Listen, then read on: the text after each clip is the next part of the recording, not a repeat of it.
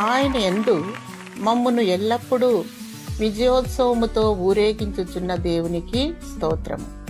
2 కొరింథీ 2:14. ఓటమిలాగా కనిపించిన పరిస్థితుల్లో దేవుడు ఘన విజయాలనిస్తాడు. చాలాసార్లు శత్రువు కొంతకాలం జయిస్తాడు, దేవుడు చూస్తూ ఊరుకుంటాడు.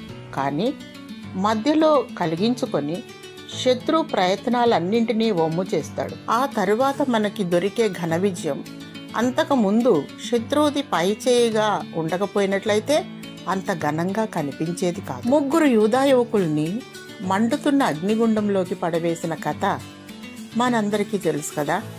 ఇక్కడ శత్రువు గెలిచినట్టే ముందు అనిపించింది. సజీవుడైన దేవుని సేవకులు భయంకరమైన అపజయాన్ని ఎదుర్కోబోతున్నట్లు అనిపించింది. మనకి కూడా ఎన్నో పరిస్థితుల్లో మనం ఓడిపోయినట్లు, శత్రువు గెలిచినట్లు అనిపిస్తుంది.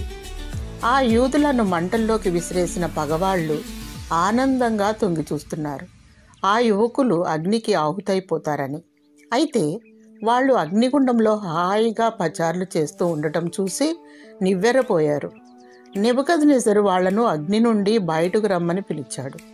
వాళ్ళ తల వెంట్రుకల్లో ఒక్కటైనా కాలలేదు, వాళ్ళ బట్టలకి అగ్నివాసనైనా తగలలేదు. ఎందుకంటే ఈ విధమైన ఆశ్చర్యకరమైన రక్షణనిచ్చే దేవుడు మరెవరూనూ లేరు. అపజయంగా అనిపించినట్లున్నది ఘనంగా మారిపోతుంది.